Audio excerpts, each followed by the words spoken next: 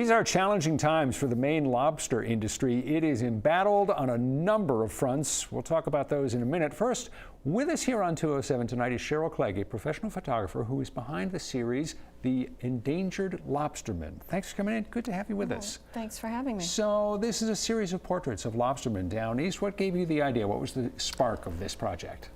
A longtime visitor to Maine. Thought of all my friends when lobster was red listed and their families. It's a family business. It is a family business, and it's more than just a business. It's really a culture. It's a way of life down east, which may sound to some people like a cliche, like a simplification, but it's really true, isn't it? It is. Children start on the boat, some are toddlers, and it just goes on through. They take apprenticeship classes in high school. They're on the boat pretty much from day one. And with their family. These are, the last few months have been really hard for the lobstering industry in Maine. Maine lobster was red listed by an environmental organization which said that it is not environmentally sustainable, that it is a threat to the endangered right whale. Whole Foods has said it would not carry Maine lobster. So, you know, there are always ups and downs for the lobster industry, but right now it is really in a tough place. When you talked to the lobstermen and their families and said, I'd like to take your picture, and you told them what you were doing and why you were doing it, what kind of responses did you get? I've gotten such an overwhelming positive response. They want to get their story out. They want people to know that they're doing what they can to be environmentally friendly. They've changed all their ropes, and they're scared. They want their story heard. There's a real sense of frustration, isn't there, because they feel that their story isn't getting told. Exactly. Their story's not getting told. The whole series, I'm trying to create awareness. I want this to be about the families. I want people to see that it's a family business that is at risk, and they're scared for their livelihood, their heritage, and as you said, it's a way of life for all these families. What was your creative approach? How did you want to try to capture these people on film? I thought family. I thought of Adam and Tommy Colson, who both fish, and when I thought of them, if I just took a family portrait, everyone would assume it was Adam fishing, whereas Tommy, she also has her own boat. He has his own boat. That's how they make their living, lobstering. That's it.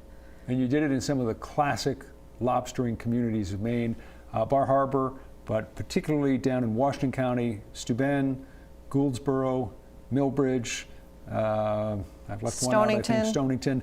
These are places where lobstering is it's just the heartbeat of the community. It is the heartbeat of the community, and that's what the community is based on. All the people for generations have been out to sea, and that's what they know, that's what they love. As they have told me, it's their heritage, and they want to survive.